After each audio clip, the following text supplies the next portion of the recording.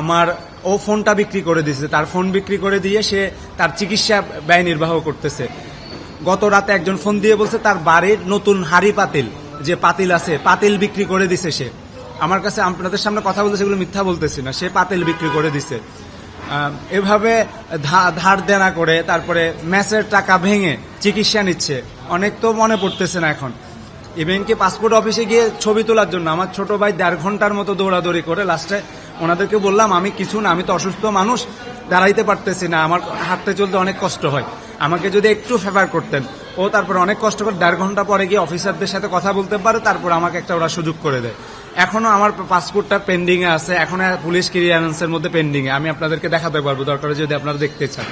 এখানে আবার visa processing, যারা ইতোমধ্যে বিদেশ গেছে তাদের সাথে আমি কথা বলছি, কি পরিমাণ যে কষ্ট নিগ্রহ। এখানে আমার যারা মন্ত্রণালয়ে আছে বা যারা আমলারা আছে তারা কোনো ধরনের কোঅপারেট করতেছে না।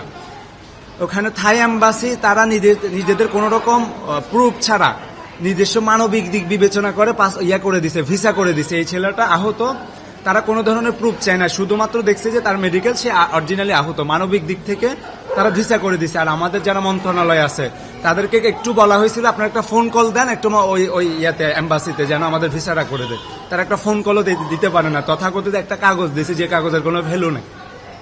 মানে আমাদের এখন পরিস্থিতি, কেউ যদি বিদেশ যেতে চায় বা, আর এখন আমি ডাক্তারদেরকে করবো না, ডাক্তার ওনারা খুব চেষ্টা করতেছেন, কিছু ডাক্তার আছে পৈশাচিক, যারা আওয়ামী বা মুজিব ছানা যাদেরকে আমরা চিনি, এই ধরেন নিটোরের যে পঙ্গু হসপিটালের যে বর্তমান পরিচালক আছে আনিসুজ্জামান, এরা তো মুজিব ছানা। এই মুজিব ছানাগুলো এখনো বসে আছে।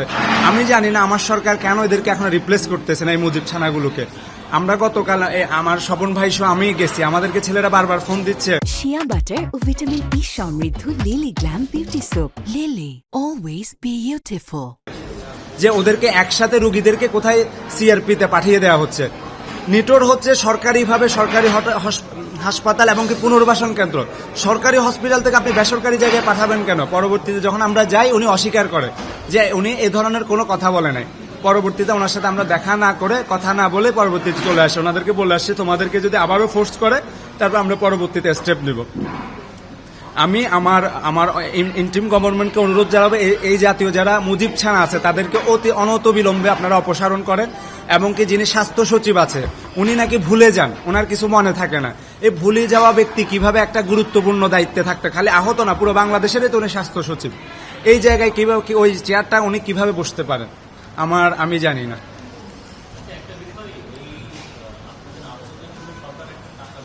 জি আমি বুঝতে পারি, জুলাই ফাউন্ডেশন সেটা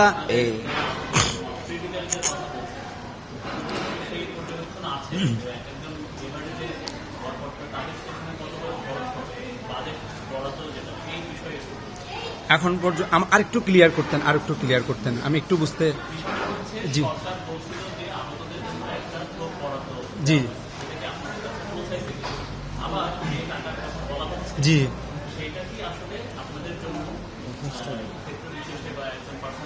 আচ্ছা আচ্ছা, আমি বুঝতে পারছি। এখন পর্যন্ত আমি সরকারি কোনো 1 পয়সা পাই নাই। আর আমি যতটুকু জানি সরকার এখন পর্যন্ত কোনো ধরনের কাউকে ওভাবে টাকা দেয় নাই অফিসিয়ালি। আর বিভিন্ন সরকারি হসপিটালগুলোর যে পরিস্থিতি, এই যে ডোনেশন করে না মানুষ, যে সমাজসেবা অধিদপ্তর আছে ওখানে গিয়ে মানুষ ডোনেশন করে, ওই ডোনেশনের টাকা দিয়ে চিকিৎসা হচ্ছে। সরকার যে ফ্রি চিকিৎসার এটা এক ধরনের অসম্মান করতেছে, অবজ্ঞা করতেছে, অবহেলা করে। আমি এই শব্দের তীব্র প্রতিবাদ জানাই। এখন পর্যন্ত আমার ইন্টিম গভর্নমেন্ট ওই জায়গা থেকে কোনোভাবে, আর যে জুলাই ফাউন্ডেশন থেকে হয়তো আমাদের শহীদ ভাইদের ফ্যামিলির একটা আমি নিউজ দেখছি দেশ টিভিতে যে একটা ফ্যামিলিকে 5 লক্ষ টাকার একটা চেক হস্তান্তর করছে স্নিগ্ধ।